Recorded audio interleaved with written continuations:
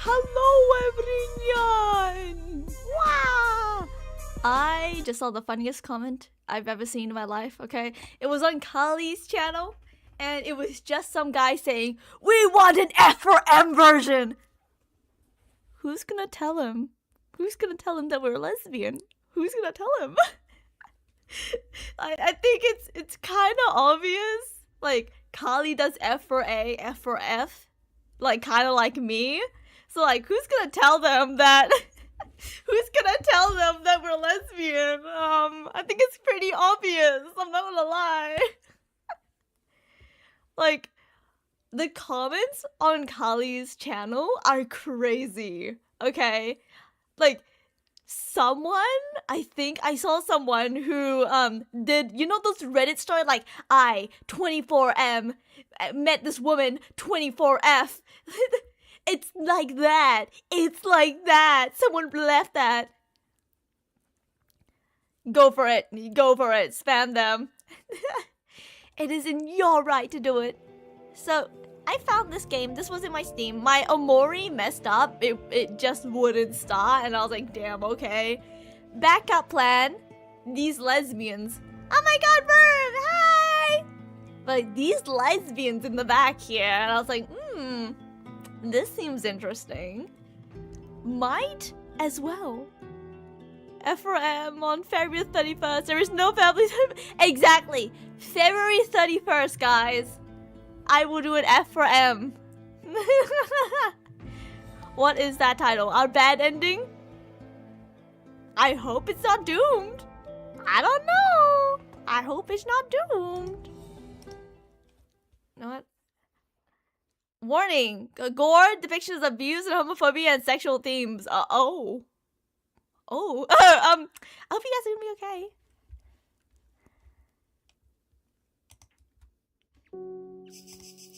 Hello? There you go. For some reason. She'll go asleep. She'll be like, what the fuck? I know you want to calling me. I don't know. The night was sweltering, warm with the heavy humidity that sank into my clothes. I felt that reaching to put our shoes would wake someone, so we snuck out of the camp barefoot. Hold on. Oh shit! I did something. There you go.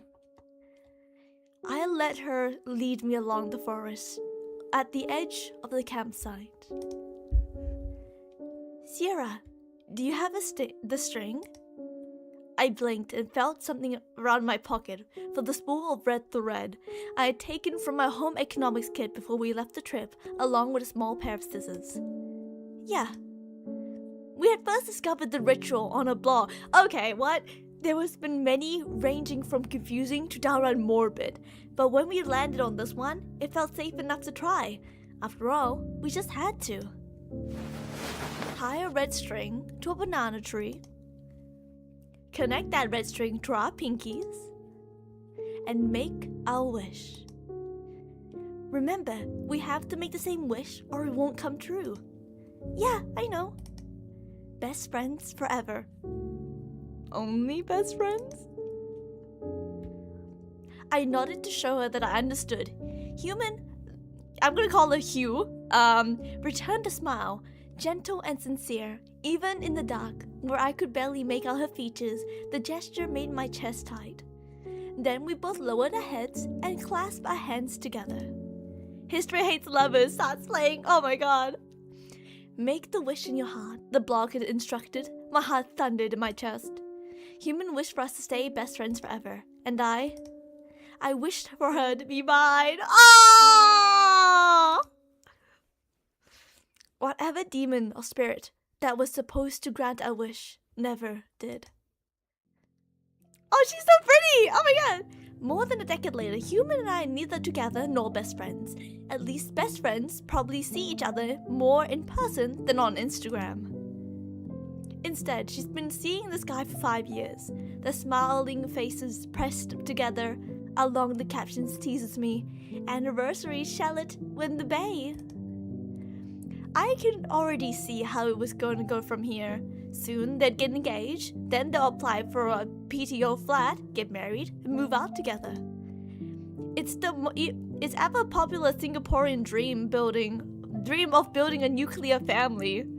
Human had always wanted her own place, so I should be happy for her, but bitterness churns in my stomach. Her stomach? What the fuck? What am I on about? Her boyfriend smiles taunts me, reminding me of what I can't have with her in this stupid, heteronormative country. I closed the app. Years ago, despite everything, I thought I had a chance. I thought that if life just meandered and turned in the right way, if we were so stubborn enough and live our own rules, we could have a happy ending too. Now, I don't know anymore. I think of that ritual. If it had worked, would it have saved or doomed me? A tired sigh consumes me and I close my eyes. It's too much for tonight. I don't want to spiral into this again. Aww. I'm indoors, but there is sand beneath my feet. It must have followed me from the beach, stubborn even as I walked for miles, clinging to my soles to finally make it to my home. But this is not my home. I am in someone else's home. Huh?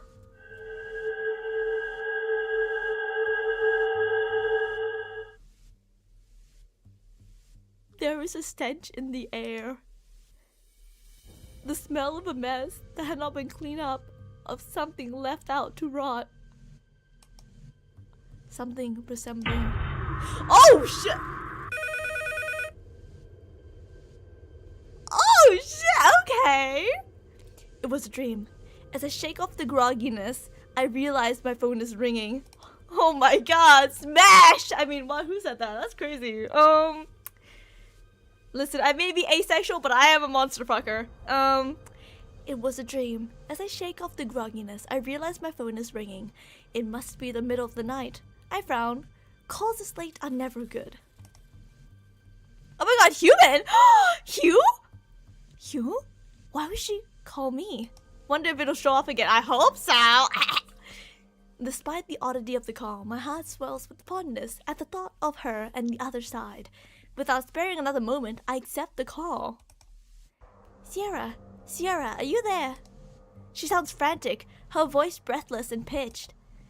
I'm here, Human. What's wrong? Oh my god, Sierra, The line cracks, movement muffling the receiver. As I strain to hear her, I realize in the horror that Human is crying.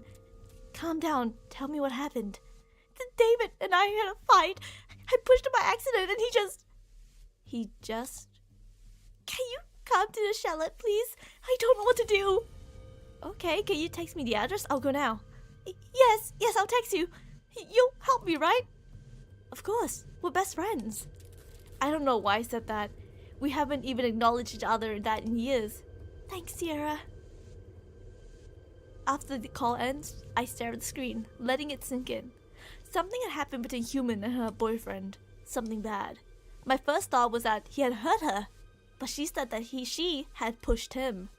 A dark malicious thought began to take root in my head. Are things finally turning in my favor? Did the demons coil in the trunk of that banana tree hear my wish after all? My phone pings and starts startling me out of my thoughts.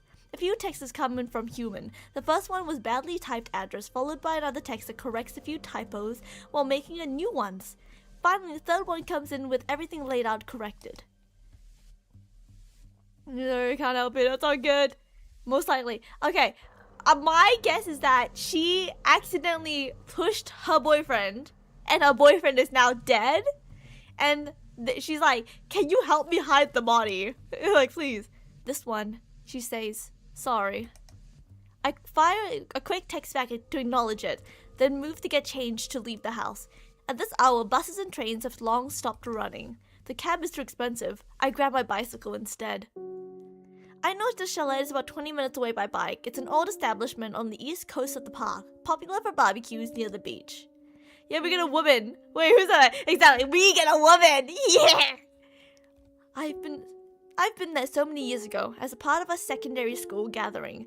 It was supposed to be fun, a fun sleepover with everyone, which in theory was exciting, but became a huge mess in execution. Eventually, humans snuck into my house and we slept over there instead. I hated the class trip, but our own sleepover felt special. That was when I stopped my thoughts there. What do you mean? What do we do? I arrived at the humans' chalet. It's dark, but I can make out the villa number beside the door. It's one of the last few villas at the edge of the property, closer to the forest than the beach. I leave my bicycle by the side of the road and walk up to the door. I knock 3 times. Human, it's me, Sierra. That's a lot of ketchup. It was worth it, exactly. The door unlocks and Human peers out. I'm taken aback by the blood soaked in her clothes. Human? Sierra! She reaches for my arm, grabbing on tightly, her nails digging into my flesh as she trembles violently. I can trust you, right? Promise you won't call the police? Promise me, please. The words tumble out of her, a desperate and incoherent plea. My mind is whirring. Are you hurt? Huh? I reach out my other hand, pushing back her unkempt hair to look at her face properly. It seems there's blood everywhere, even splattered on her face. It makes me sick, thinking any of this could be hers. Sarah, did you get hurt? Human finally realizes what I'm asking about. She peers down her shirt, seemingly to take in her own appearance with a fresh shock. It's not mine. I'm living the vibes of this game. Exactly. Well, like, with this, like, yeah, I unfolded. Okay. I breathe a sigh of relief. But Sarah, I did something bad. Please don't call the police yet, okay? I didn't mean it. I really didn't mean it. You'll help me, right? Her tear-stained face tugs my heart. Whatever conscience I had crumbled easily in the way of her plea. I gave a slow, sinking realization, like an anchor doomed for the ocean floor, that I was ready to do whatever she asked of me. Of course, I'll help you. A small relief blooms on her face, but quickly disappears as she led me into the villa. He's here. Human pauses in the doorway, leading the living room area. It's a scene from my dream, but crystal clear and real. The room is in disarray, furniture turned upside down. It's thrown from its original place, the remnants of a fight. David has collapsed headfirst to the glass table, shards exploded and littered over the floor, with blood pooling over under his body. Simp, exactly. I don't think she just pushed him over. I mean, could be. She could have, like, pushed him, and, like, he pow right on the table, and glass exploded everywhere, killing him. Could be an accident. Could be. Could have been messier. I think, cause like the TV is cracked, furniture is gone. I think they had a fight. She might have done this in self-defense. Did Human do this? Beside me, a loud gasp escapes her. Oh my god. Oh my god. Sarah, did I kill him? Yes! Yes, Pookie! He's not fucking moving! I hold my breath, heart hammering in my chest as I approach the man. The glass crunches under my shoes and the blood sticks to the soles. This close, the blood stuck to his hair and skin makes it dark and viscous, something vile and utterly wrong.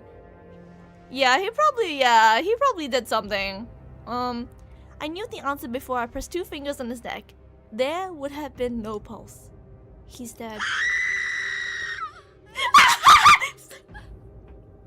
I should not not be laughing. I should not be laughing, but that scream.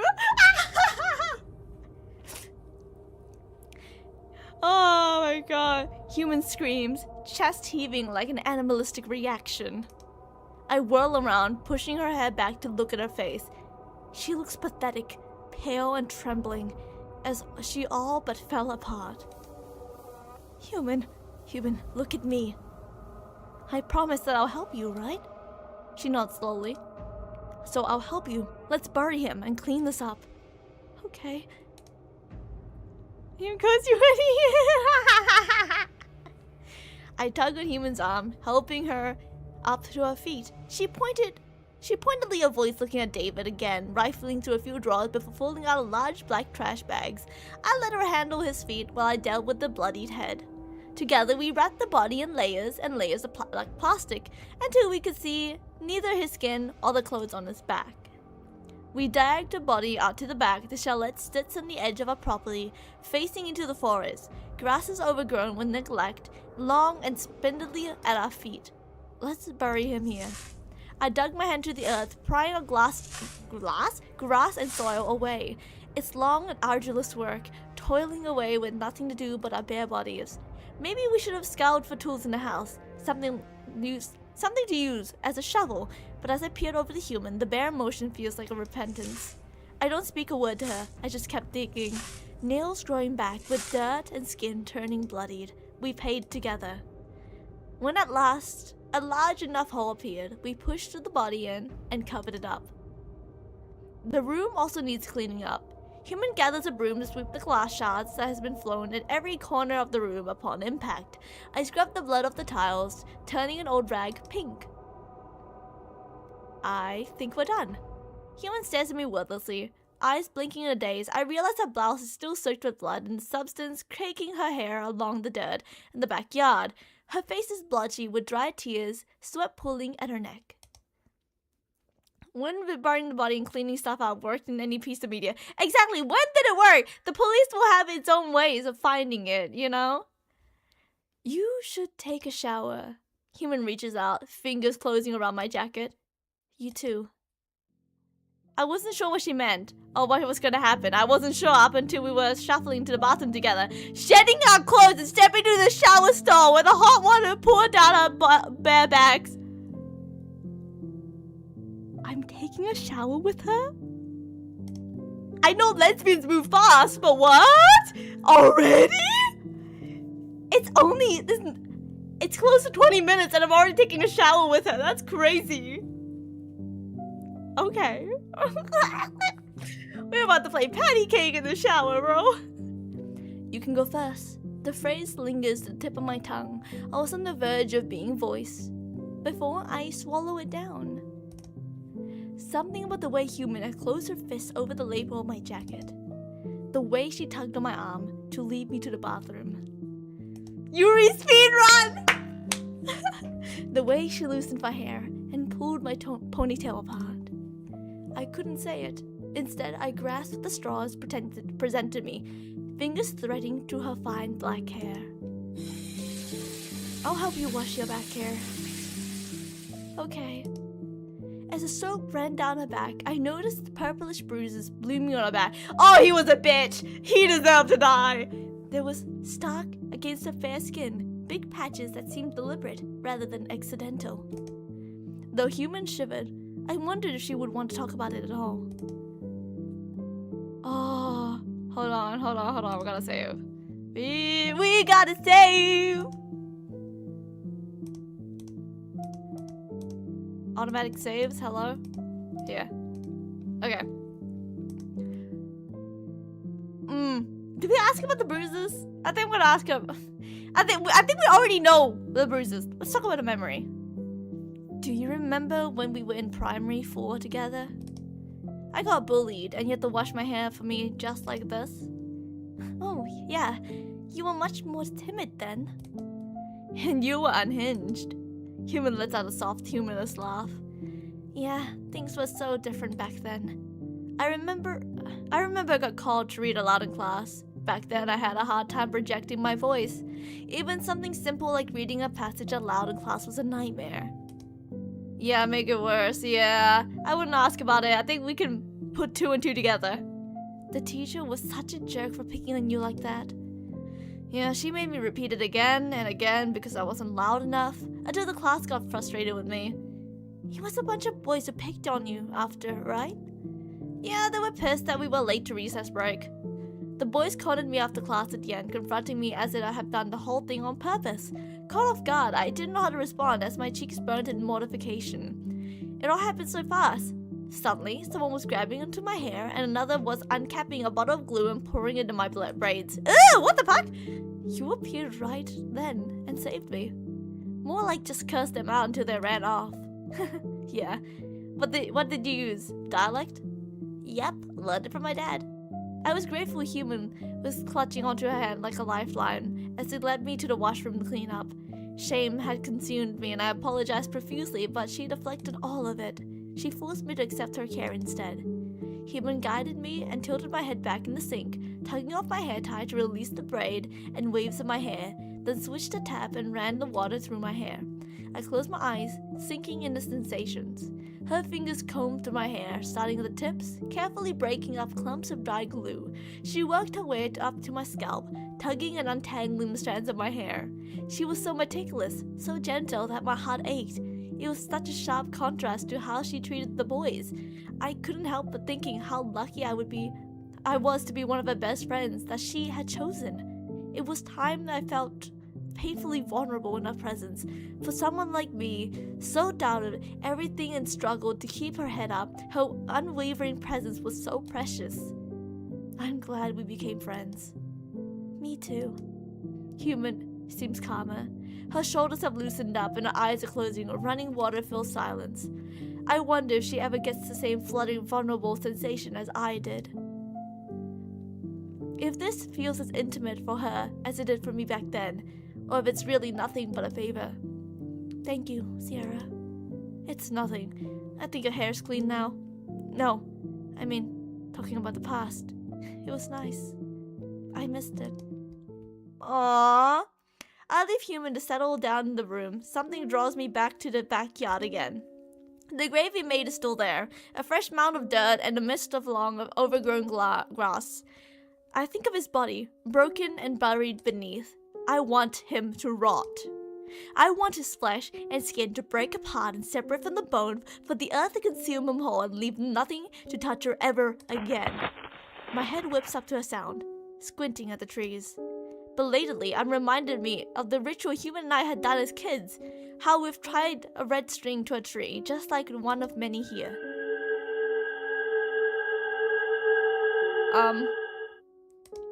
Who is... Before getting my sentence out, the figure disappears as suddenly as it has appeared. I'm left with my heart pounding like a drum beat, limbs trembling and skin speckled with goosebumps. I quickly return to the room. Human and I had changed to a fresh set of clothes, but I hadn't moved off to dry her hair. She stood motionless in a corner of the room, wet hair dripping onto the floor. I grab a towel and approach her. Human? Human turns to the sound of my voice. She has stopped crying, but her eyes still looked glassy-eyed, eyes red-rimmed and puffy. Was that a ghost it could be a ghost, or is it a demon? I don't know. Despite looking in my direction, I wasn't sure if she was seeing me. I ignore that and push on. Come here, I'll help you dry your hair. She doesn't move. I go to her instead. She doesn't protest when I take off her hair, sandwiching it between a towel and rubbing the strands dry. I'm sorry. It's not your fault. You didn't mean to. Did I really not mean to? I pause. No, of course she didn't. The guilt was just eating away at her. I wish it could end already. Be done, overflowing off whatever well conscience it came from. I wish we could move on, away from the shadow of him. He's dead, for God's sake. I wish I had done it instead. I won't look back. It was an accident. That's all it was, Human. Human falls silent again. Is it gonna make me cry? Ooh, okay, hold on. Save. Talk about how you graduated. Do you remember when we graduated together? Secondary school? Yeah. It was the first real taste of freedom. The first time in years I could spend months without worrying about either homeworks or exams. Both of us were 16, teenagers longing to eat out, play around, and stay out late. We lusted for the autonomy of adulthood promised. I wanted to do everything all at once. Or is he? Oh. We lust. Oh wait, hold on. I said that. Especially with human by my side. Do you remember when we would split McDonald's meals so we could save money? Or how we would walk around the whole mall with bubble tea and just window shop? We were so carefree back then. We were. Even though it was mundane in the hindsight, those times meant a lot to me. It was what I clung onto after Human and I drifted apart. Did she think back about them too? Oh, that was when I dyed my hair for the first time. I finally didn't have that annoying school rules about hair or attire, so I itched to do something with it. I made you pick out the color for me. It's the same maroon shade I have now. When the color first came out, humans said it looked pretty on me. So I kept it since, religiously re-dyeing the roots each time they grew out until I felt like it was more of my own hair. It's still the same color. It grew on me. God, going through the memories really feels like pressing on a bruise shaped like a pathetic, fruitless crush. Back then, things felt almost perfect. Though our relationship was heading to the right trajectory, that it wasn't a matter of time that I could get the ending I wanted. That she'd say yes instead of pushing me away. Sorry, I'm tired. I'm going to lay down. Can you turn off the light? Okay. Turn off the light. Oh my God! Lord have mercy! I felt something squeezing my chest, making it impossible to breathe. I think of whispered ghost stories and urban legends, the secrets muttered between two teenage girls. I think of Human and what happened when we slept. Oh shit, okay. We slept over together? I see my bedroom in its familiar layout. Things have been shuffled around, nostalgic trinkets scattered around the room again. Human and I were teenagers, huddled up on my bed, refusing to go to sleep even though it was well past midnight. We had ditched class gathering earlier that day, cycling to my place nearby to hang out instead. Yeah, holy Jessica, gives the figure to the monster. Exactly. What do you think they're doing now? Probably playing Truth or Dare or some stupid games. Human lets out a huff. Yeah, they'll probably try to pair me with Weiji again if I were there. My throat tightens. This was around the time in my life where I started to wonder if I liked girls. It was a secret I was desperate to hide. The thought of anyone finding out, especially my parents, left me deeply mortified. Still, despite my attempts to quell it, jealousy stirs my gut. Well, do you like him? Human makes a face and I relax. No way! He thinks he's so good looking, but he's so average. I can't stand him, actually. I wish I could see his reaction when you said that to his face. Human grins lazily, nuzzling her face into the pillow. Maybe I should surprise him for graduation. Give that inflated ego a little kick. We giggle some more. I felt dizzy with joy, gloriously relieved that we were on the same side, that Human didn't like him after all. I don't want to sleep yet, Sierra. Should we play a game too? What game? I blink, shuffling closer. Truth or Dare? Sure. Okay, Truth or Dare? Truth. Have you ever had a crush on someone? Oh, I hadn't expected her to ask something like that. So cliche and embarrassing, yet dawned so confidently from her lips. I suppose she won't know who, even if I answered honestly. Yes. Human smiles. Now you ask me. Truth or Dare? Truth. I'm petty, immature teenager. Her questions has flustered me. I wanted to return the tables back on her. Have you ever kissed someone? There was the slightest hint of blush in Human's cheeks, but she answered without wavering. Yes, at one of the camps. My breath stills. I hate that I asked, and I knew the answer. I would feel like a truck running me over. My stupid, sensitive heart hurt. I want to cry and end the game. Oh shit! This is getting juicy! Now, it's your turn again. Truth or Dare? I stare at her, blinking slowly. Suddenly I'm tired of honesty. My heart already feels raw, bleeding on my sleeve from just a few questions. Dare, whatever. I dare you to kiss me. My eyes go wide. What? You haven't kissed anyone before, right? No, I haven't, but it's really nothing much, Sierra. No, it really isn't nothing much. I feel like I'm gonna die. Here I am with an embarrassing crush on a girl who's gonna kiss me and think it's nothing much. Human inches closer. I close my eyes, nerves getting me frozen in place. Yes! She presses her lips into mine. I smile, chase, barely there, kiss. I had forgotten how it felt, but I'm so immersed in this memory that it comes back to me. It's almost cruel how vivid it is. Every corner of my vision, I see the shape behind the curtains. Huh? Then I knew that this memory returning is like her. This is her. The spirit of the banana tree. The demon I made my wish to. This is her cruel way of dangling what I wanted so badly before my eyes. Oh my god! Because despite human kissing me that night, it was nothing more than a meaningless act. Years later, after I grew to accept my sexuality and plucked up the courage to tell her how I felt, she rejected me. Fuck! I could try to date you, but I think in that end, I'll probably end up with a guy, so I don't want to waste your time. She won't even give me a chance. She didn't think we had an ending together. I get it, I really do, but as much as I've resigned to it, having this memory dragged up from the depths made it a fresh once more. I just want her all over again. No! My Shaylas! No! I see the bedroom again. I'm back in the chalet. My body still feels prickly with phantom sensations. My chest feels tight with emotions. The weight, it was so heavy that I felt nauseated, ready to bend over and throw up on the floor. Human is laying on the bed, motionless. Do you remember the ritual we had when we were younger? You wanted us to make a wish together, but I wished for something else. Maybe that's why we didn't stay best friends like you hoped for. Because I don't want to just be friends. I want you. And today, I know I always will. That I will run to human side without a single seed of doubt. That I will lie and kill and bury for her. Even if she said not to waste my time on her, I will taste the imprint of a kiss forever.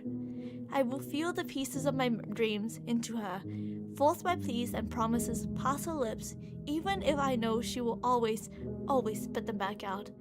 I know that I've always known that for years, and I still dreams, and still the dreams does not die. Human opens her eyes. I see the shadow from the backyard, the window, the one who twisted my guts in ways both nauseating and intoxicating. I see the red thread that had tied to her, the way she followed me through the forest, through the dark, and through the years of my turbulent life.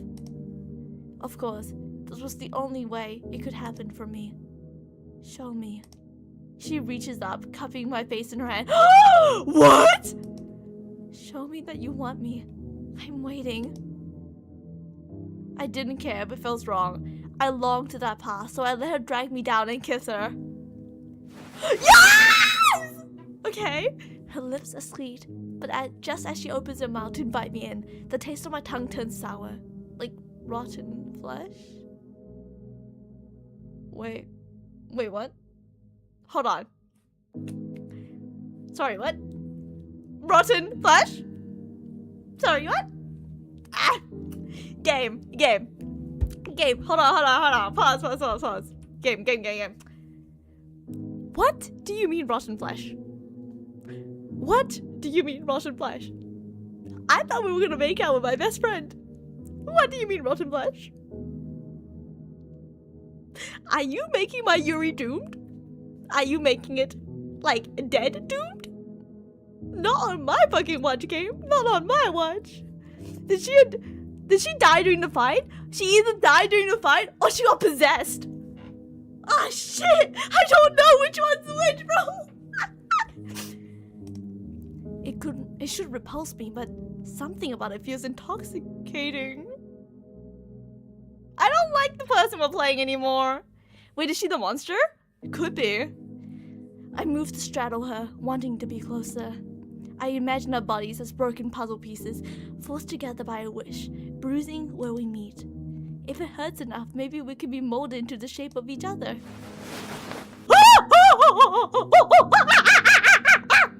I run my hands along her stomach. A soft, haunting sound strips me naked, desire rising in my gut like bile. I push my fingers to under her blouse, unearthing more and more bruises, red, purple, and blue, the sum of her wounds mapped out beneath my hands. She's beautiful. I don't care if this ruins me. I don't care if the pressure crushes my organs or if my secret is spilt from the lips I never returned. I don't care if she takes me apart and never puts me back together. I'll gladly be swallowed by a tide of her making. Sierra.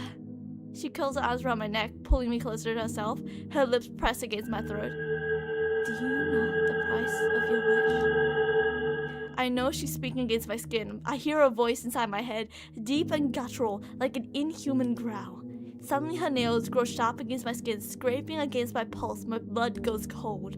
I swallow. She must taste my fear through my throat. She must know that I am as much as afraid, but I will not run. I feel her lips tight, pull into a tight smile, all teeth against the jugular of my neck. It's you.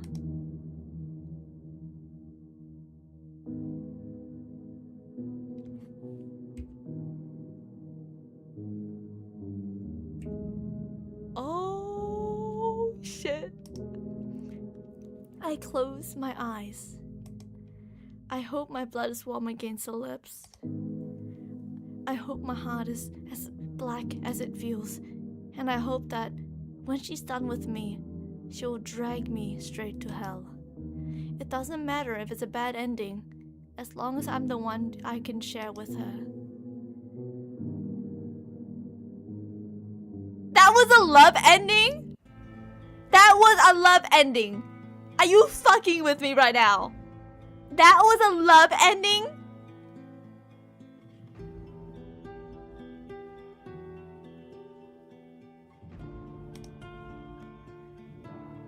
That is not love, girl. I love the art style.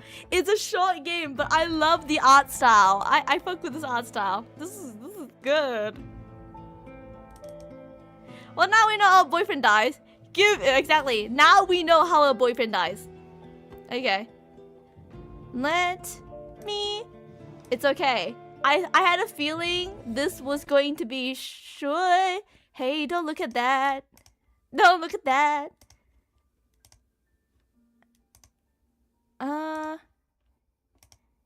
Here you go. Ha. I came prepared with a second game.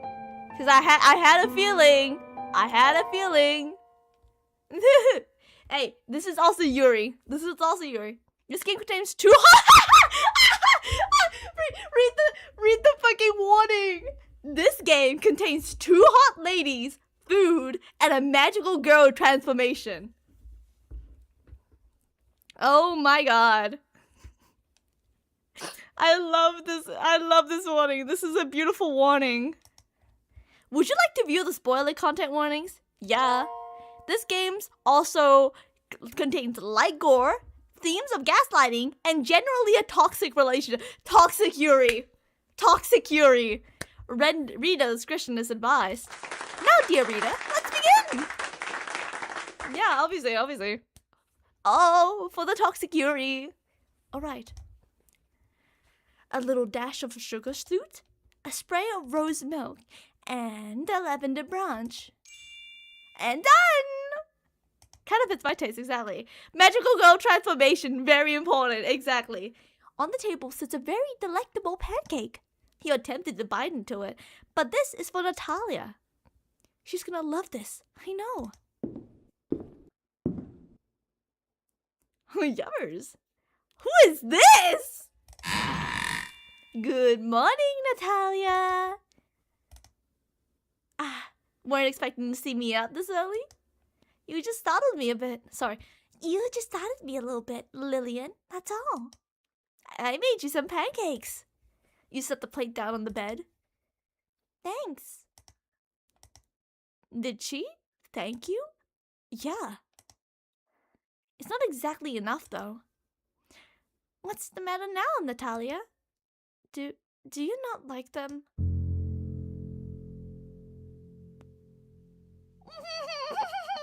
Oh, that look, bro. I don't think she likes them. And there's the face of someone who knows that, and that's the face of someone who you know is just itching to get away from you. I just need the bathroom. Natalia walks into the bathroom in utter silence. Without the pancakes, of course. You never wake up this early. You don't have a reason to. Calling it right here. That is a skinwalker! Looks like you woke up early just to be met with this. You hear the bathroom door open and close. From what you know, it should take her around 5 minutes to get ready. But that's on a work day. So it should certainly take her less time, right? Oh, it's that toxic relationship. Yeah, ooh. Or maybe it'll take her more than 5 minutes since she doesn't have to worry about work. Surely, after seeing the news last night, she'll know to stay with me, right? The news really isn't supposed to show gore, but every now and then, there is. And not the light kind either. Bones breaking, skins, organ exposed, skin peeling, hearts ripped out, faces of pure agony and despair. Perfect for family movie night! Ah, well, you wouldn't know what it's like. A family movie night. It's not like it matters all too much to you, though. Not when you have Natalia right here. Speaking of which... Oh my god, Merc. Merc, get out! Merc, get the fuck out! You're all dressed up. Sorry, you're all dressed up. Although, isn't this a bit much for home? Ah, right.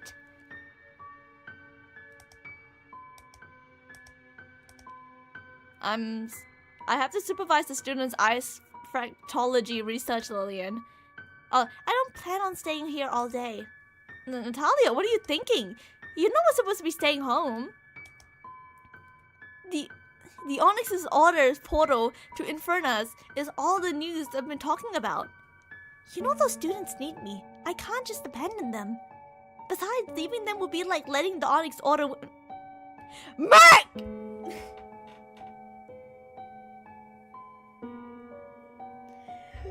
Merc! Merc! Oh my god! Oh my god, Merc! How dare you! I feel personally offended. It would be like letting fear control what we can and can't do. To be frank, you think she's reading into this a bit too much. Making a mountain of a molehill, or maybe this is just an elaborate excuse to leave. Probably both. You know it isn't safe. You know, the pancakes you made are getting cold. How about we sit down and eat breakfast? That should let you get your mind off the portal. Sure. You lead Natalia to the kitchen. You think about what we can eat until remembering you had some extra pancake batter. Looks like making Natalia's breakfast pancakes was really worth it. You and Natalia sit down and begin eating in silence. Despite her suggestion of eating your worries away, they're still on your mind. How long will it be until she leaves you? After all, she is a picking bratty academy students over you. Not even the portal to goddamn Infernus is doing anything to deter her. Will you achieve for that? Nope, she just gotta go supervise those little shits. You know damn well they probably just see her as a barrier to a degree. That's how it is with humans, right? Why do we say humans like that? Are we not a monster? Are we a monster? Goodness, I put so much thought into this, and I haven't even taken a bite. Natalia's already done eating. Without a word, Natalia pushes her plate forward. There's still one pancake left on it. Natalia? Finished already? Thanks for the pancakes. They were quite tasty. You can have what's left on my plate. I'd rather it not go waste. And I'd rather you stay here. Lillian, you worry too much. I don't mean it in a bad way. It's good to worry. It keeps our heads in check. But you do know that the news is probably making this a bigger deal than it already is, right? And why would they do that? It makes people tune in. You have to remind yourself to keep your voice soft and whispery. That should do it. How are you so calm about this? About all the horrible things happening in the world? About leaving me here alone? Lillian, you don't have to worry about any of that. I promise.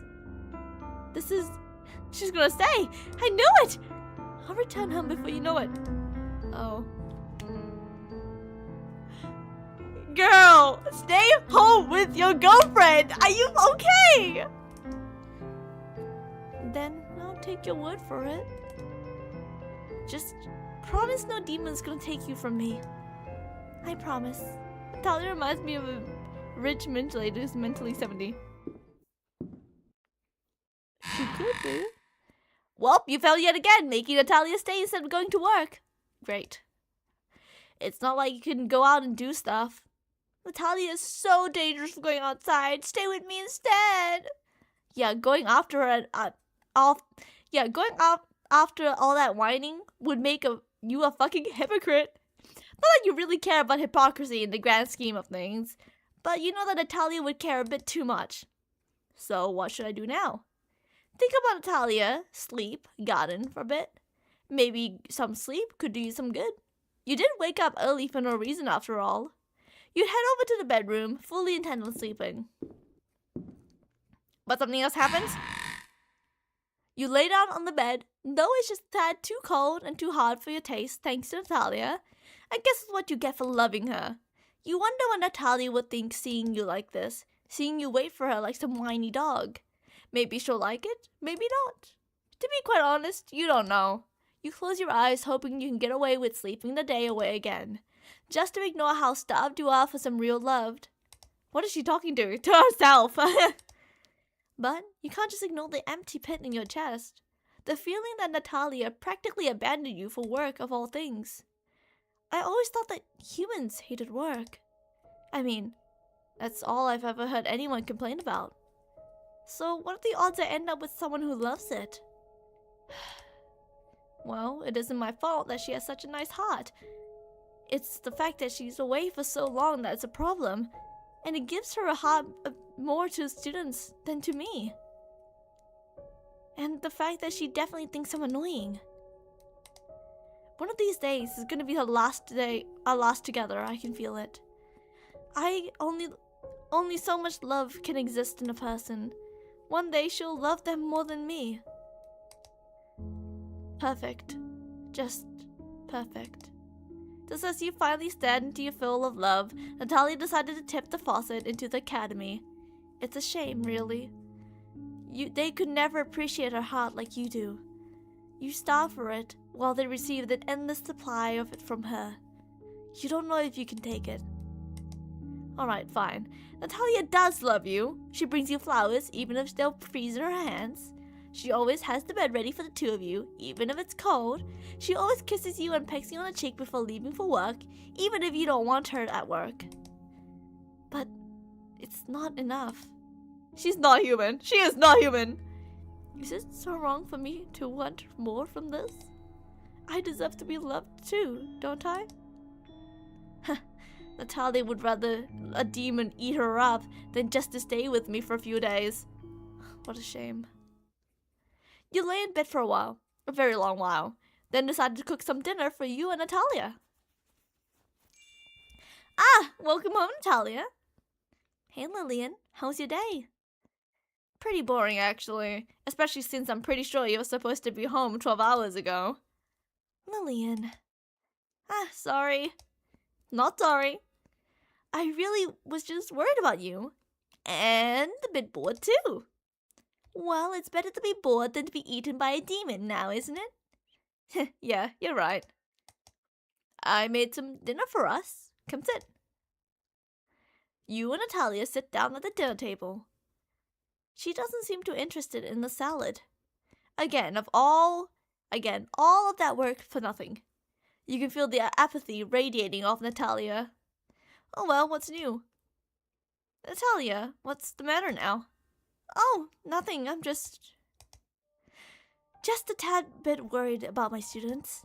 Some of them aren't having the best time right now. You were right, about the portal to Infernus. One of them seems pretty upset about something. I know I should mind my own business, but they were usually always so upbeat, chatting in class, cracking jokes. Even if I did find it annoying, it was a part of them. But today, they weren't doing any of that. They just had this vacant look in their eyes. Turns out that a demon kidnapped their mother and they couldn't get over the fact that they weren't home when their mother was taken. And that I just can't imagine going through that. Again, it's not really my place as a professor to be handling these situations. But as another person, I just can't ignore it. Yeah, where's the magical girl transformation? I'll be a magical girl. I gotta ask. Do you think there's anything I could do to try and help them? I've already pushed them to their deadlines back, but there's only so much I can do at a professional level. Not to mention that my colleagues seem to think what I'm doing is stupid. I'm talking too much about work, aren't I? Sorry. I think I understand why you're so worried about me.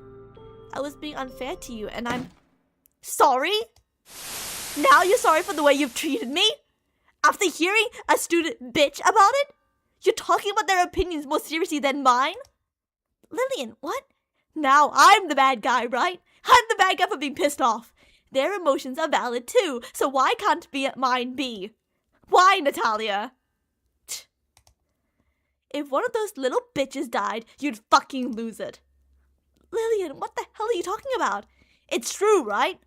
And if something happened to me here, I think you'll sleep easy. The girls are fighting! You don't know why Lillian is like this. You don't even quite know why you're staying with her. You two need a break from each other. You start walking to the bedroom.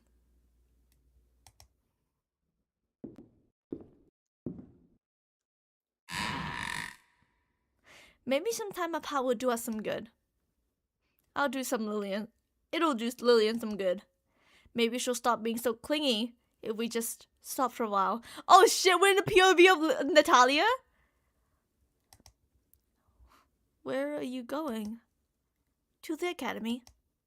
I'm sorry that having you work such long hours. It must be so stressful. I'm sleeping there. So, you're just gonna leave me here? That's putting it in a bit of a mean way. It is mean.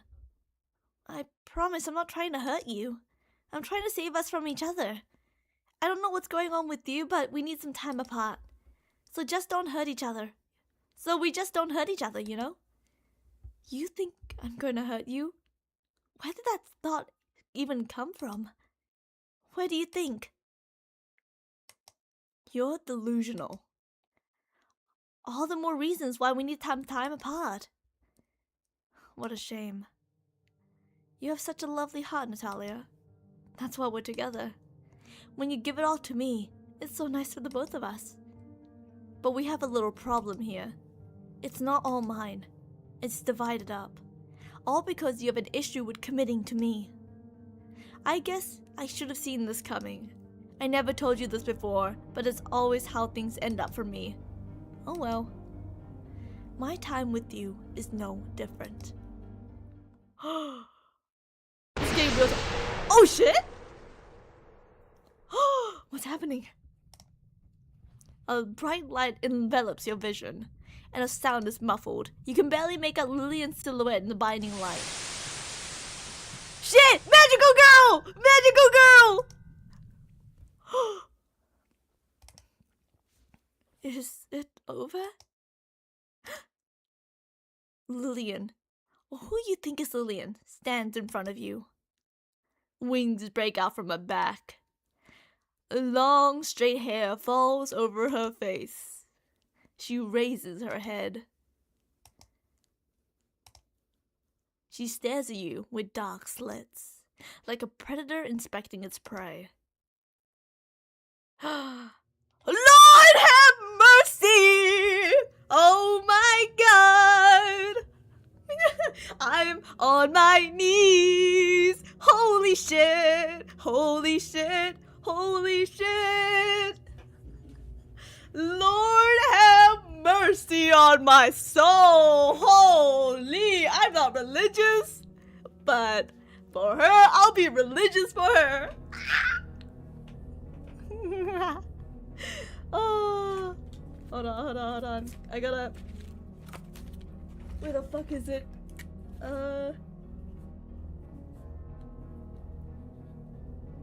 Yep. There you go. Sorry, I had the right thing now. God damn! Smash! Who said that? The wind is crazy, guys. Clap, clap, clap, clap, clap. I'm like, I know who I'll be cracking tonight. Damn, guys. Sorry, the wind is crazy. Lillian? Lillian? You sound so cute saying that. Say it again for me. Cat got your tongue. Whatever happened to that fervor you had? Can't spare any for me. You're lovely. You're a demon. Tell me something I don't know. Hearing Lillian's voice coming out of that thing is not right. It just isn't. The intonation is different, but it's her. It's still Lillian. I guess you're not going to talk to me now. How flaky. Although I can rely on you to make that cute face. It's so much hotter than others. Others? Yes. Just from your face alone, I can tell how lovely your heart is. There is so much passion in there, just none reserved for me. What are you? She grabs your chest with her charred hands. You can feel the nails digging into your skin through the fabric of your coat. She looks down on you. Lillian was shorter than you.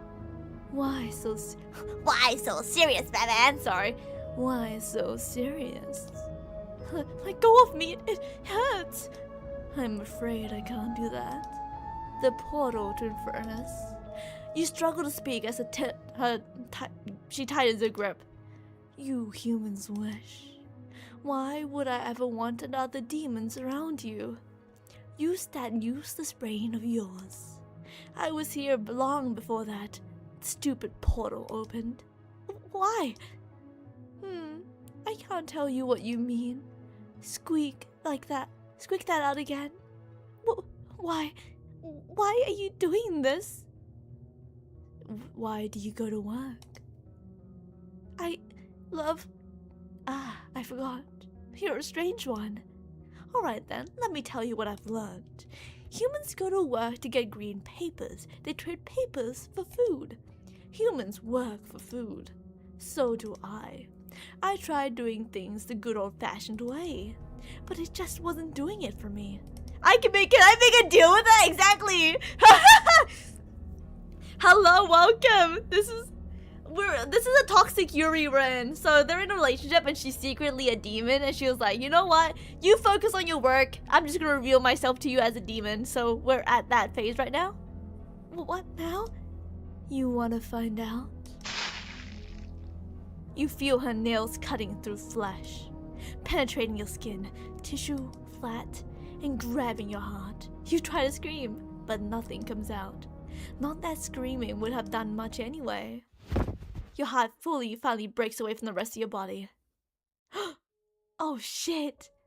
Jennifer's body. Oh my god, Jennifer's body. Oh my god. The true toxic Yuri.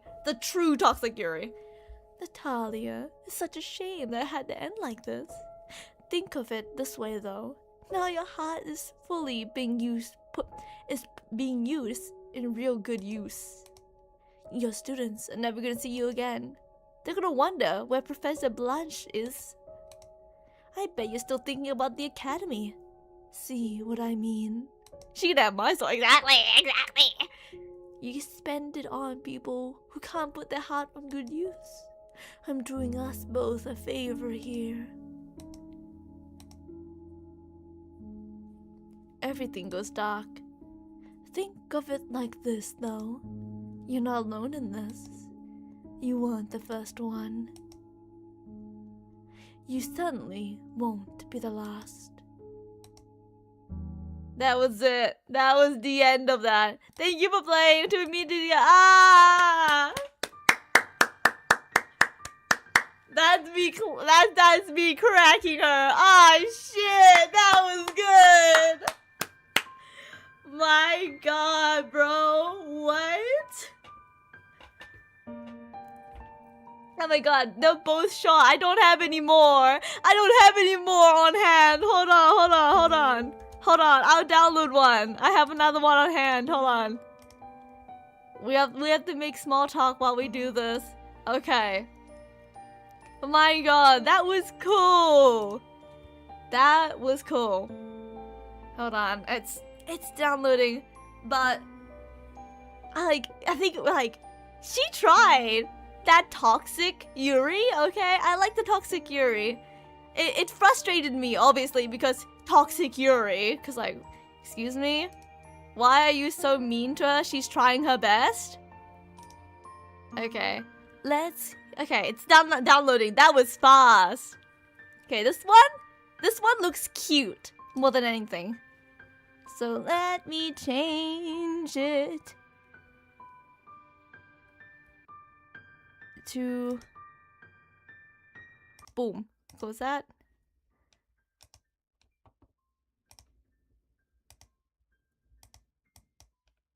There you go. So this one is called This Winter of Oz. Okay, this one looks cute.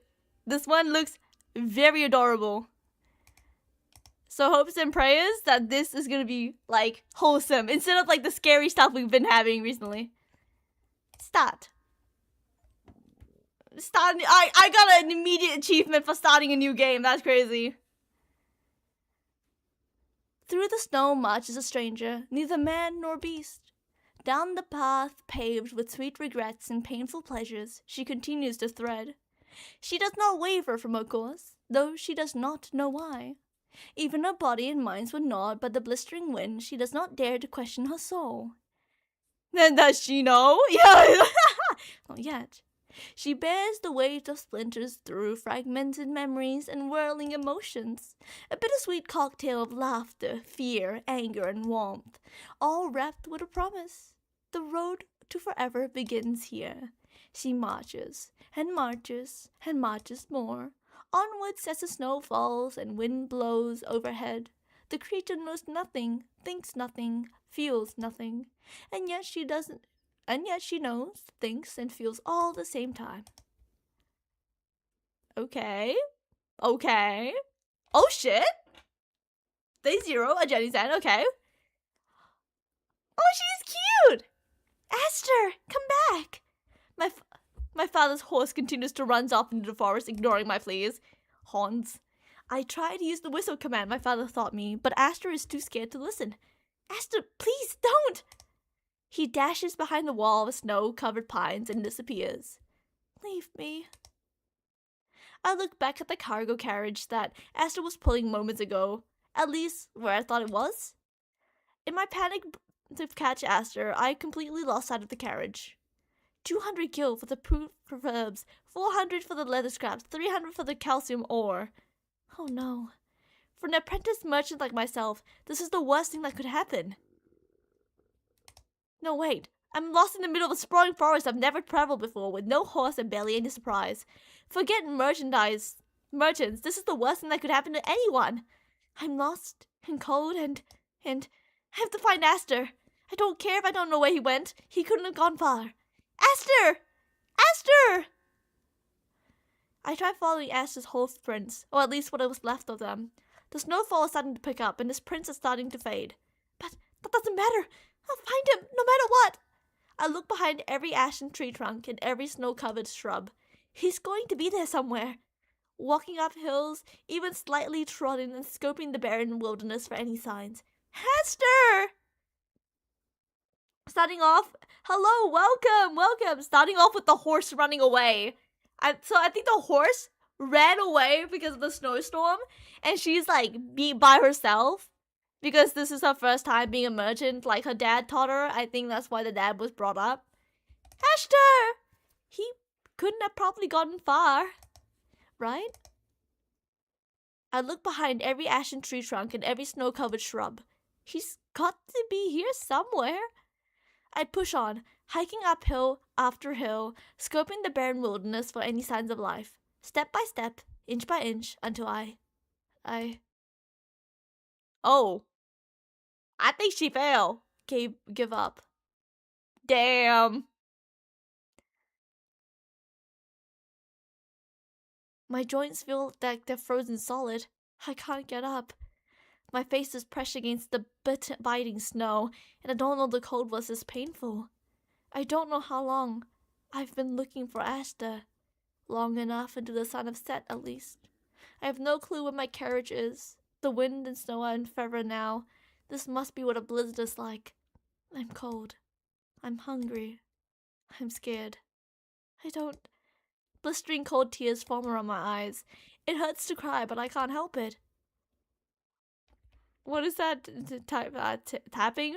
That's my mouse! That's my mouse! Not like this. I don't want to go like this. I don't want to die.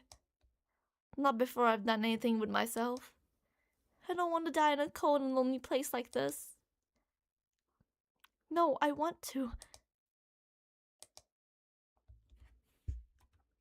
No. It doesn't matter what I wanted. I'm dying here. I'm sorry. I let myself down. It wasn't the first time, but at least it'll be the last. Damn. We're already, like, not even a couple minutes in, we're already dying. What the hell? Day 1? Question mark? Question mark? My eyes open to the sun overhead.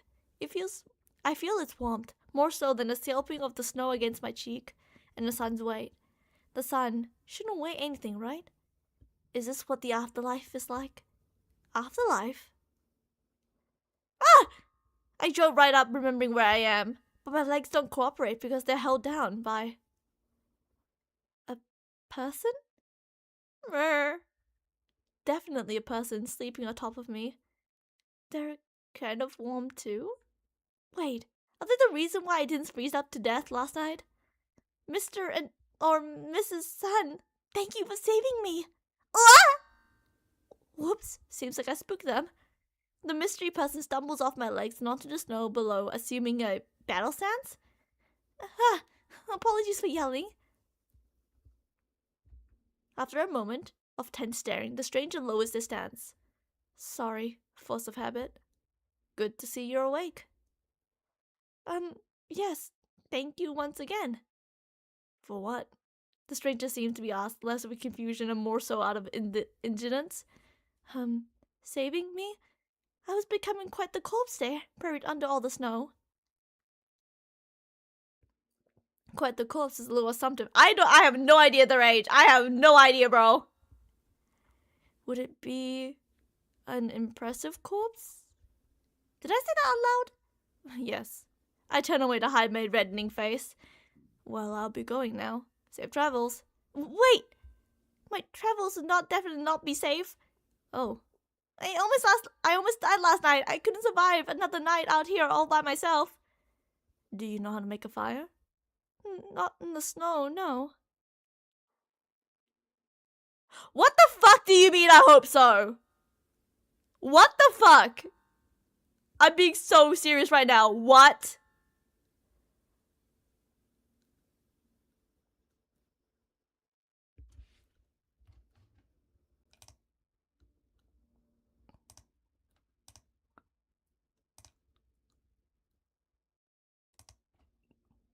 Not in my fucking chat, bro. Anyways, Do you have any supplies?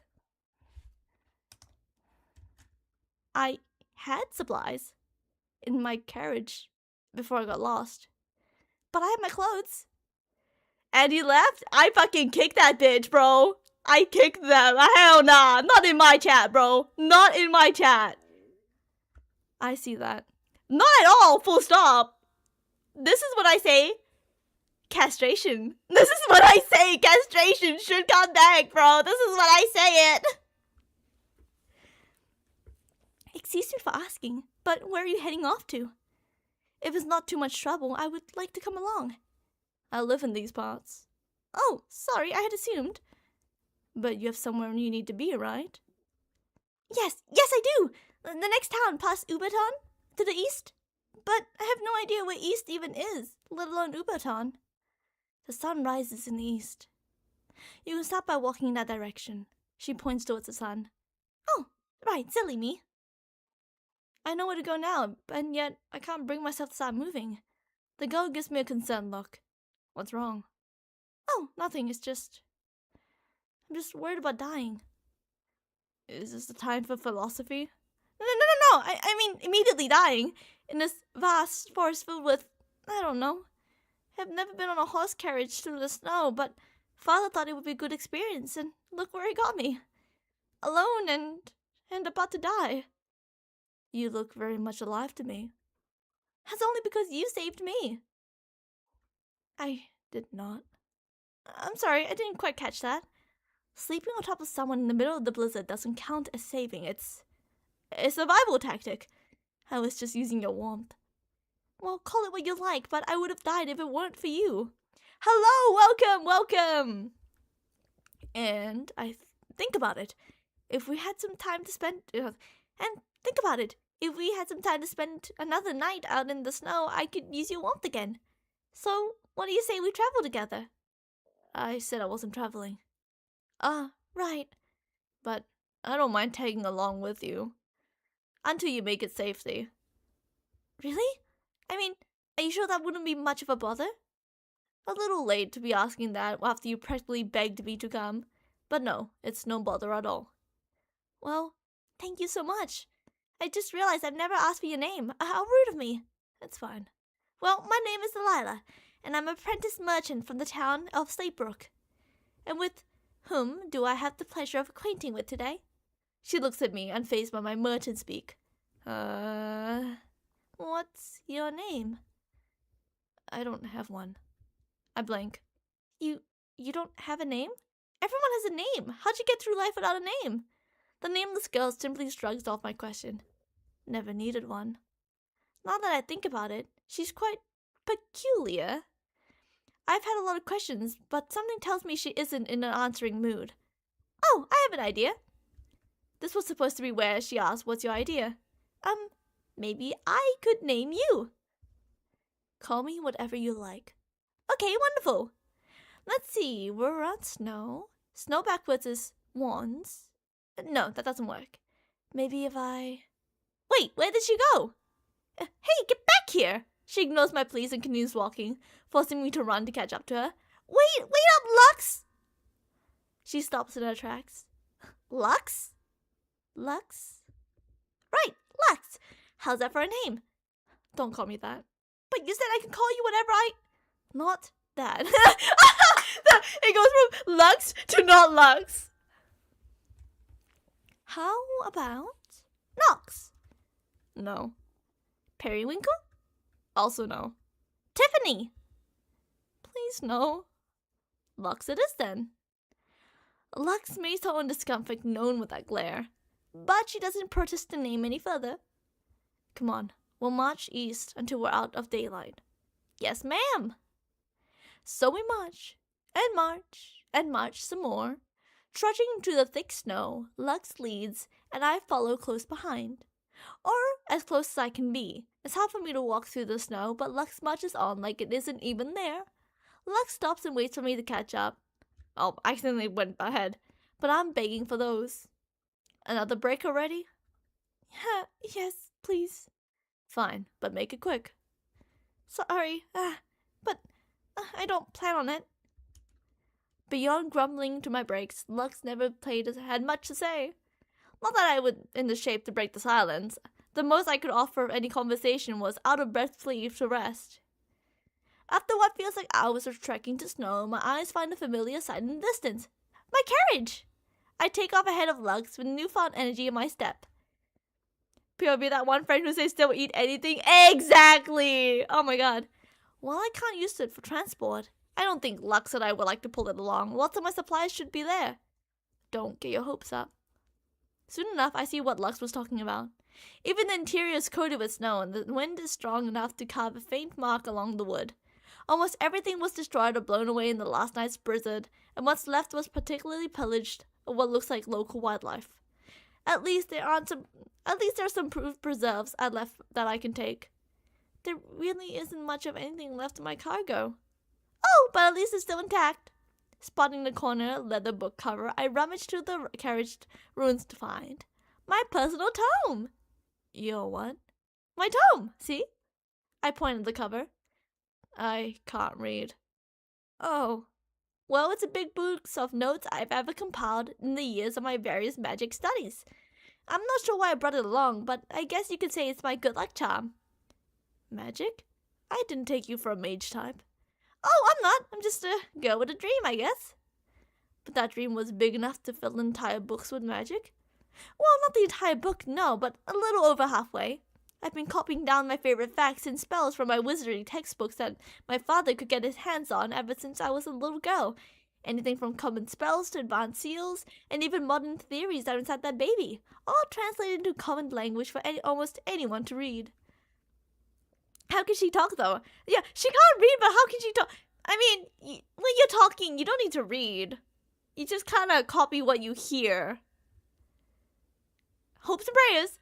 So, I hope someday you'd be right. That I'll be able to fill up the entire tome with magic studies that have been passed down for others. Lux has been staring at me the whole time wordlessly. Is she interested? Oh no, it must have been boring to her. Look at me rambling on about some old dream. Forgive me for wasting your time. You should waste people's You should waste more people's time. Huh? I mean, it sounds interesting, that's all. Wow, Sorry, I'm just not used to having a captive audience when it comes to these sorts of topics. Why not? Maybe it's just the crowd I associate with back home. Or maybe the crowd I must associate with. But magic's cool. Right? Right? The key to the universe and great mysteries all within our understanding. Or, come to even think of it, even thinking of a smaller scope, the ever-expanding potential of even the smallest of creatures, let alone sentience like you and I. There's so much of the world of magic that I wish I could tap into. I let out a defeated sigh. I appreciate Lux's interest, but there's no point in dwelling on the dead dream that only leads to more heartache than it's worth. Lux gives me an expectant look, waiting for me to finish my thought. Sorry. Forget I said anything. Shall we get going? She'll be older than... Yeah, she's older. She's older. This is good. Sure. Lux walks through the sand of the snow, and I don't follow suit. I stand by the carriage staring over the tome. Lux notices I'm not behind her and turns. I expect her to call me, but instead she silently waits. For someone who has nothing to gain from helping, she's been awfully patient with me. But here I am, still captured by the tome. I feel a little insensitive. It would be a lot of weight to lug around. Dead weight. But I tie the book's leather straps around my body, anyways, keeping it in place. I quickly regret being so eager to continue marching once I come out of breath again. As my luck would have it, we still have a couple hours of sunlight left, so Lux insists we keep marching. Lux, wait for... Before I can finish my plea, I'm face down in the snow. I must have tripped myself.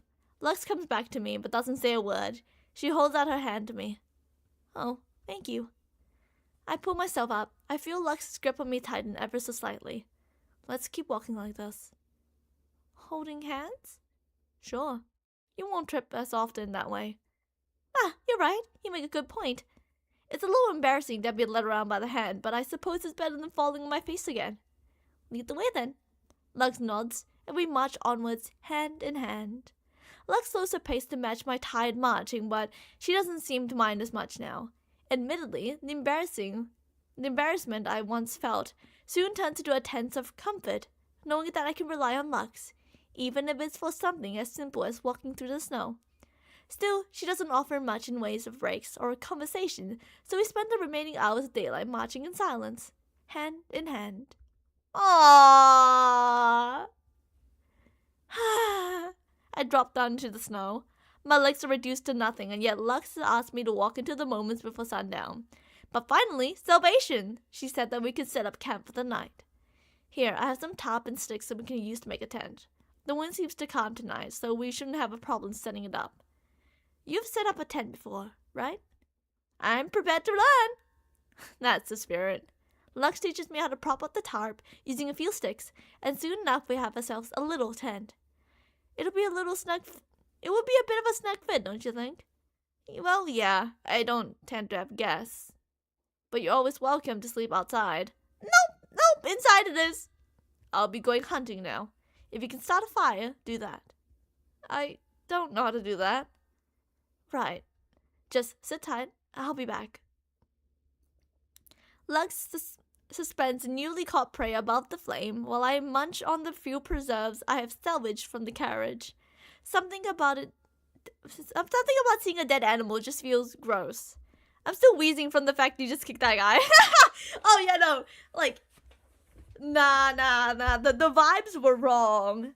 I follow my gut instinct. If the vibes of someone are wrong, I follow it to high hell and back.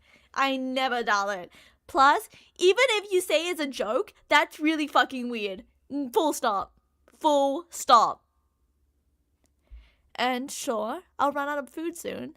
But still, it would be more than a couple days before we get to town, right? So, is this what it's like every day out there? Minus the blizzard. I don't know how you manage. Honestly, good choice. Exactly. Oh, God forbid, bro. Lux raises her eyebrows. Walking through a foot of snow every day is quite strenuous, no? It's life. I see. Lux really isn't a girl of many words, is she? Even now, she turned her focus back to roasting what I think is snow hair. Do you know any fire spells? Thank you for making a lesbian song. I got you!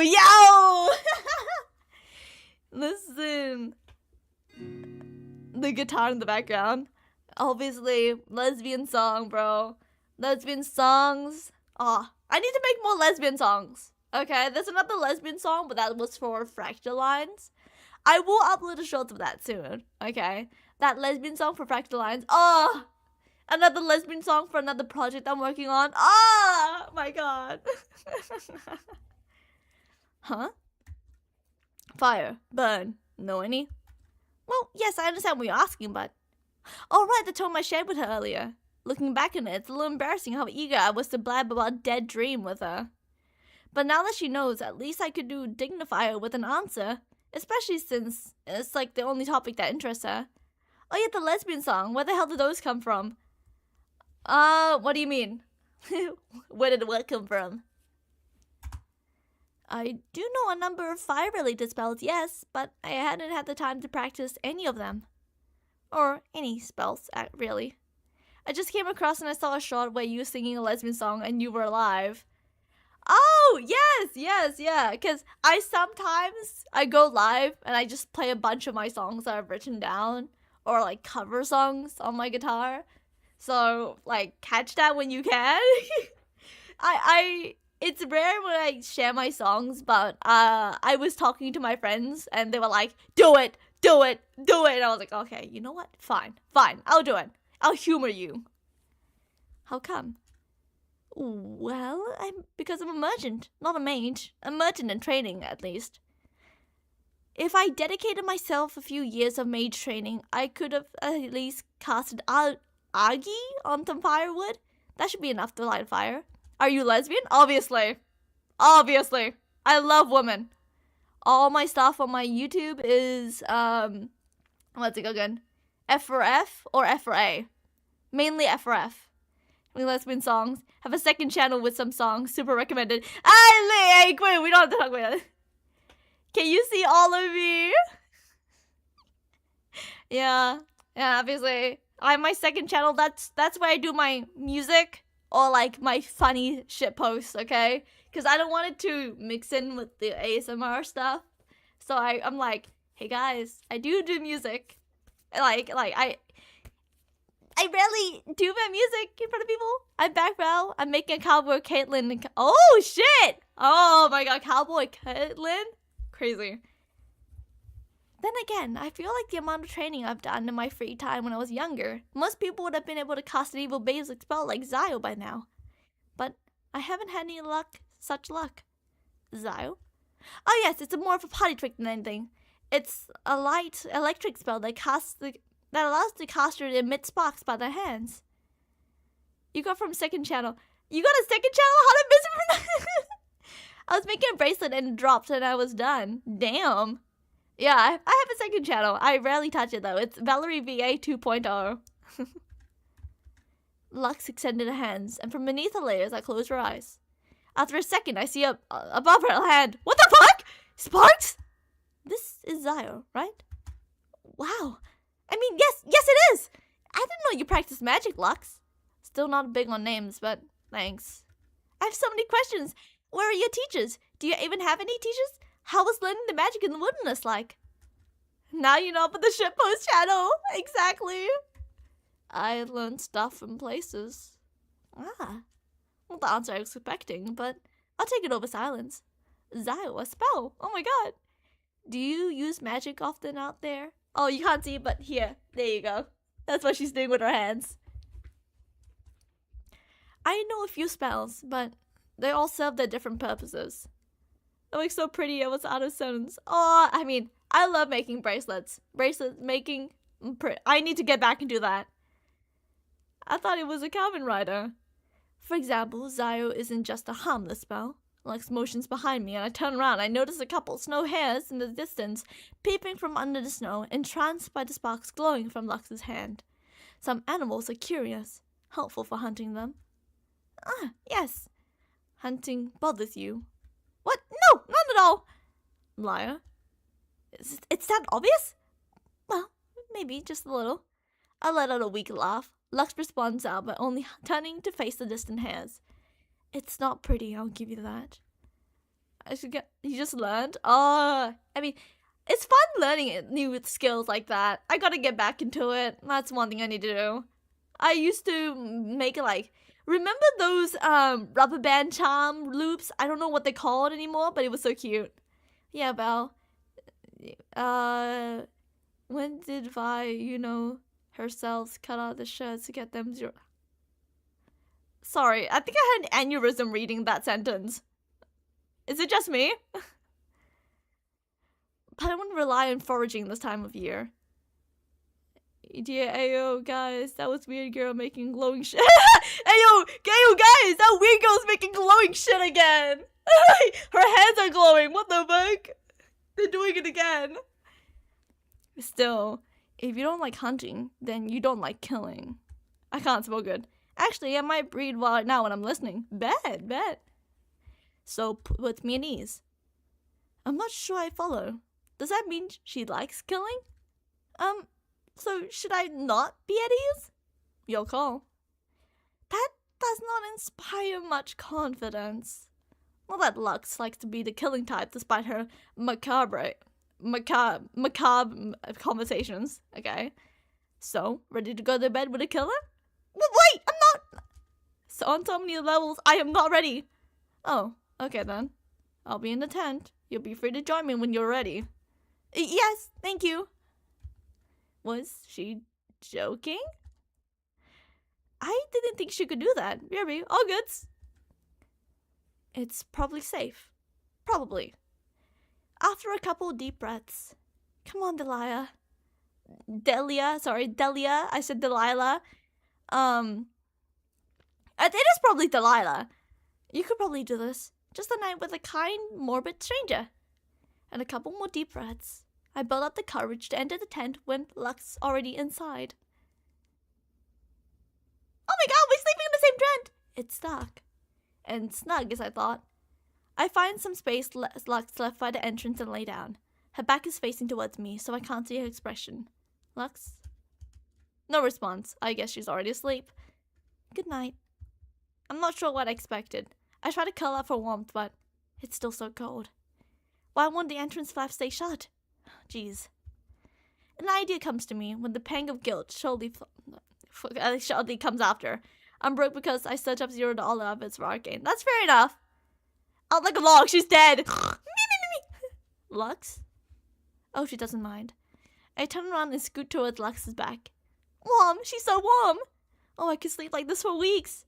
I curl up even closer to her. I feel her back rise and fall with each breath. Her breath. Slow and peaceful, yet minute. Minute. I don't think I've had someone's breath like this before. In fact, I haven't been this close to anyone in, well, as long as I can remember. I thought it would be a lot scarier sleeping with Lux, but actually, it's kind of exciting. I'm doing clay beads. Oh shit, yo! Now, what am I thinking? I need to calm down and go to sleep. Good night again, Lux. I bury my face deeper into her back before falling asleep. It's been 3 days since I met Lux. The days have been continued with silent marches through the snow and nights with surprising cozy slumbers. Like every morning, I see Lux is wide and ready awake before I am. She's already outside the tent, scoping the route for the day. Eventually, Lux turns back to the tent and notices me in my half-asleep state. Morning. Good morning. I naively thought our little adventure was going to take a couple of days. But now, we have to go. He's coming. Huh? Who's coming? As I leave the tent, I notice the more clouds usual swirling the horizon. Before I can stay long, Lux catches my attention with a wave. I help Lux hurry to tack her tent supplies into her bags and grab what little preserves I have left for myself. This will barely last me another meal. You can eat those while we have more distance from him. For now, let's get a better look at how much time we have left. Yeah, what do you mean he? Who is him? Right. Lux takes my hand again, and together we climb up the hill we've been taking above the trees. I can tell she's worried about how fast she's climbing, but never so fast to the point of pulling me. Even now, she's staying by my side. Once we reach the top, Lux comes to an abrupt stop and looks out the horizon. There. Do you see that? The morning sun has engulfed the sea of clouds and a tail of the great wild mountains reaching down to the snowy trees below with its whispery tendrils. The colossal cloud barely moves, but slowly, it inches towards us, its tendrils gradually wrapping around trees ahead of it and dragging itself across the forest floor. Is that what we're running from? Yes. Holy shit, that's an eye! The Lord. He's known. I'm doing blue 2 different shades and white plus gold. Ooh, that sounds good! That sounds great, actually. That's a good color choice. He hunts anyone who trespasses his domain like us. His domain? Lux stretches out her arms, slowly turns towards me. This forest, all of it, as far as you can see, as eye sees, and even further, they are all his. We aren't supposed to be here. But you live here, and travelers cross his paths on occasions, right? By horseback. He's not too difficult to avoid, but on foot, we have to spend most of our daylight hours avoiding him if we want to live. Especially with the snow and winter brings. I see. A familiar sense of dread settles within me. The sense that I'm out of my element and precariously balancing on the death's doorsteps. One false movement and I could tumble down the clutches of Lord or the freezing corridor. Lux has been watching me worry. She doesn't say a word. She only grabs my hand. And for a moment she doesn't move. She merely continues to hold my hand. We lock eyes. I can't read her solemn expressions, yet I feel at ease. I'm not sure what to say. Ready? Just as quickly as the moment came, it passed. I shake myself back into reality and nodded. Lead the way. Wait, it's just a god. Yeah, no, this god is coming after us, bro. Her hands locking together, we march down the hill and begin our escape from him. A few more hours marching mostly in silence. I'm beginning to get used to the marching in snow, so Lux and I gradually pick up the pace. Part of me wants to sprint ahead, away from him, but another part of me realizes I'll lose more time by tripping over myself in the snow than I do, so we continue marching on. As always, Lux isn't much of a conversationalist. Though I have learned to bring up one topic if I ever wish to pique Lux's interest. Say, you remember the trick you showed me the other day with Zio and the hairs? Yup, what about it? Lux only looks back when we're talking about magic, even if it's only briefly. Well, I was just reminded of it, and I was looking at some icicles melting off the tree branches, and they sometimes interact with light similar to Zio sparks. Zio isn't a natural occurring spell. It was completely sentient made, that is. Someone crafted the spell by hand and documented it ages ago. If memory serves me right, it's one of the oldest sentient made spells, actually. Oh. Which means they had to observe the similar phenomenon occur in the natural world before committing it to a spell. So you're wondering where the Zio guy got the idea for this spell? Exactly! Spells aren't impossible to create purely by one's thoughts, after all. Those thoughts come from somewhere in our reality and make their way into every spell that's been crafted. I wonder what your version of a Zio spell was influenced by the sights and sounds you've experienced from living in this forest. Maybe so. I used to climb trees and play in icicles when I was younger, cheering them off and smashing them against a tree. That sounds fun. It was a lot more fun when you're bored out of your mind. Sometimes the icicles smash into mist and that shines? Sparkles? Glimmers? Yes, it does that when the sun is just right. I was thinking what Zio reminds me of most. Wait, so you've been living in these parts for quite a while, haven't you? Wait, fan theory here. Maybe she's got a magic from the god of death through death? Maybe! That is a good theory. That's just a game theory. Uh-oh, I don't think she liked that question. Feel free not to dignify with an answer. It's alright. And silence falls yet again. Just when Lux started to warm up to me, I had to open my stupid mouth. Hey. Yes? I was thinking. Oh, yes, I didn't kill the mood. Once we get far enough and set up the camp for the night, could you show me more of your spells from your tomb? I let out a giggle, almost at Lux's interest earnest. Of course, I'll read them all to you again. Did any from last night reading pique your interest? The funny one. Come again? The one with the snail dreams. Right, the escargodine? I don't know, man. For such a powerful spell, it's surprisingly one of its side effects is inflicting the receiver with snail visions, only in their sleep. I've heard of a dream magic before, but never anything so specific. Or, I could have sworn I heard Lux let out a chuckle just now, but digs her face further into a scarf to muffle herself. Sorry, it's stupid. Don't worry, spells and strange effects are some of my favorites. I dedicated a whole chapter of them in my notes. Can we read more together tonight? Of course. The silence eventually settles back upon us, but somehow, the lack of words feels less of a wedge between us and more like a blanket covering over the two of us. Marching together as one, we continue onwards. Maybe when this day ends, I will end the stream, because I'm getting hungry. I want food. Her grip around my hand tightens, and she keeps looking behind us with an intense glare. Lux, what's wrong? You said we haven't gotten far from him, right? Shh! Lux leans close to me, refusing to march for even a moment. Someone is following us. Who? Lux scolds me for raising my voice, and with another shush, before continuing with a whisper. I don't know, but we can't camp here. If they don't leave us, our only choice is to be running or fighting. I never had to do either before. Maybe I'll do neither, and die already. What are you doing? Snap out of it! Then we hear a low growl in the distance. Lux snaps her head around and locks eyes with... Too late. 3 beasts emerge from the shadows, each dominating a menacing pair of canines and bloodthirsty stares. Dagger wolves. This is bad, right? We won't be able to outrun them. What? Quiet. The beast lowers his stance in response to my shriek with louder growls. Loud and sudden movements will provoke them. Then what do we do?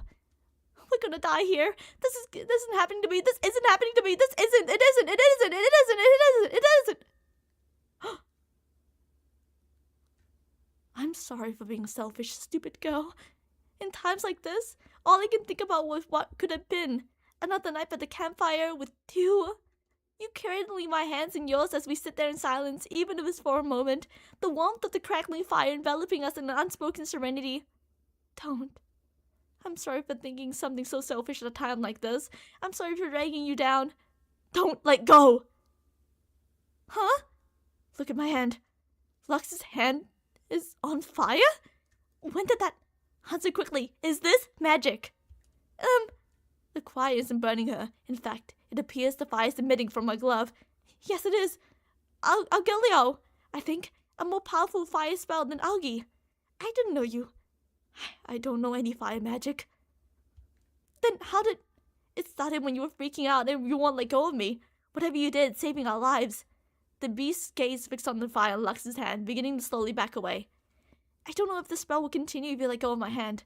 Right, I won't let go. Good. Let's see if this is good enough to scare them away. All good. Right. Lux waves her flaming hand in front of the beast, drawing an arc across the air. Yeah! Yeah! With the lowered ears and faint whimpers, the three beasts backs away quicker now. With a couple more fiery swings, two of the beasts run away with their tails between their legs. And one last has a feral, hungry look in his eyes. Drool drips from his jaws, and they lower their stance, seemingly ready to be all odds for this kill. This doesn't look good. No, it doesn't. Get back! Ah! Lux tears free from my grasp before I find myself touched face first against the snow. The beast lunges towards Tux, and she, with a swingle swipe through the air, cuts open the beast's belly. The beast lands with an unforgettable splat, no longer moving. I hear something much lighter land soft on the ground nearby. Lux's glove? I notice her cradling a hand, now missing a glove. Not hand. A claw? Ah, it's magic. One of the other spells I use. Really? Do you know its name? Can you show me more? No, not right now, no. Come on, let's set up camp here. The dead body of their leader will scare off any other dagger wolves that wants to mess with us. Right, another one of your survival tactics, right? Yup, not pretty, but better than spending the night running, don't you think? Fair point. I help Lux set up a campfire and tent near the beast's body. The body has an unpleasant odor, but Lux doesn't even mind. She's already made it clear that she's used the presence of death, but I still haven't acclimated myself to that just yet. I'm gonna sleep. Bye. Bye. Have a good rest of your day or night. Well, the rest of the body... I barely look at the body.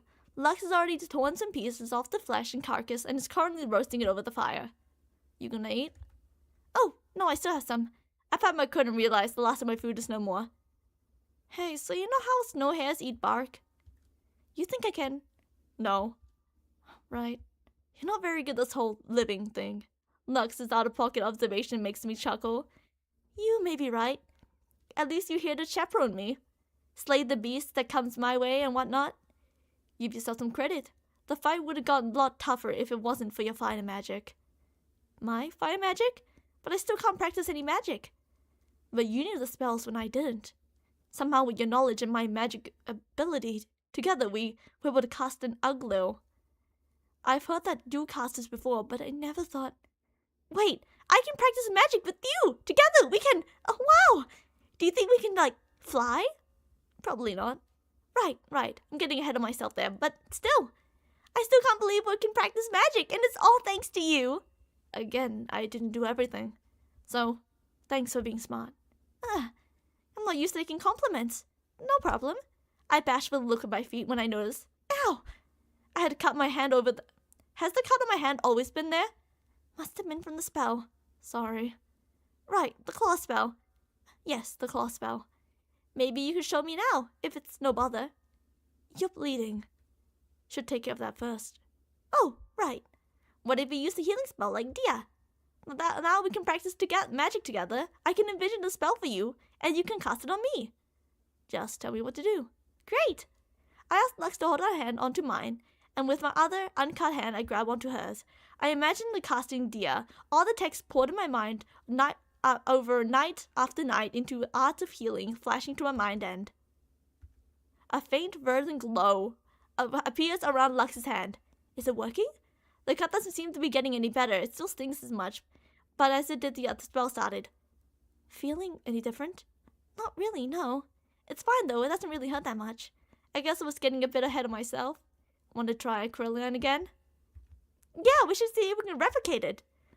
Holding a hand, I tried to imagine the fire once again, this time more clearly trying to summon algae. And with just like the beast, the fire rises out of Lux's hand once again. Huh. I stopped concentrating and the fire on Lux's hand quickly goes out. Yuri magic! Yuri magic! Algae seems to be responsive as Algalio was before. I'm not sure of the specifics, but it looks like it won't be used to healing magic in each other by sharing spells this way. But we can choose fire. At least, yes. I'm sure there are other spells we can use to put our minds to it. Just not the very important art of healing, I suppose. You should at least wrap the cut around something. Use some pressure to stop the bleeding. Ah, you're right. Here, let me help. Lux fidgets with the end of her sleeve a bit until she finds a good grip on it and tears off a piece of the cloth. She snugly wraps the cloth around my hand a few times before tucking the loose end of the cloth underneath the flap. There, all done. Can they fuse the... Imagine? Wow, you're good at this. Yeah, another survival tactic, you would call it. One you have to pick up pretty quickly if you can't use this feeling magic. As of on cue, my stomach rumbles at Lux's mention of survival. Right, you still haven't eaten. I guess it's still pretty important. You want some? Lux holds out a piece of cooked meat to me. The meat is from the same carcass lying beside us. I guess I don't have much of a choice. There you go. I grab the piece of meat from Lux and inspect it for a moment. Although it's burnt in a few places, the meat looks surprisingly edible in its current state. Still, knowing that this meat came from the beast I saw alive moments earlier, it makes me uncomfortable, but at the same time... Yeah, this is what you get, foul beast! I chomped on the would-be killer's roast flesh and it tastes... edible. Well, at least either I finished the meat or I starved, so I continue eating. I'm gonna save! Okay. I think this is a good point for me to end the stream. I am getting hungry! We played 3 different Yuri games, and I will definitely be making shorts out of them. So, thank you, Evan and Yun, for joining and witnessing the Yuri today. I know Amori was supposed to happen, but Amori was messing up. Question? Yeah, what's up? Amori was messing up, so I wasn't able to play Amori, which sucks ass. But yes, what is thy question?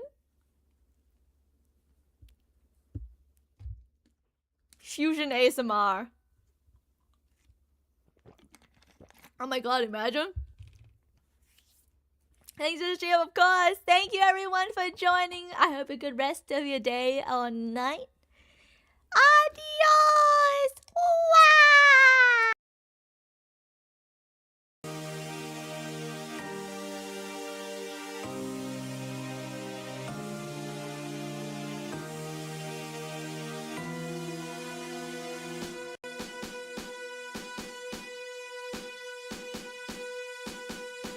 It's a smash hit.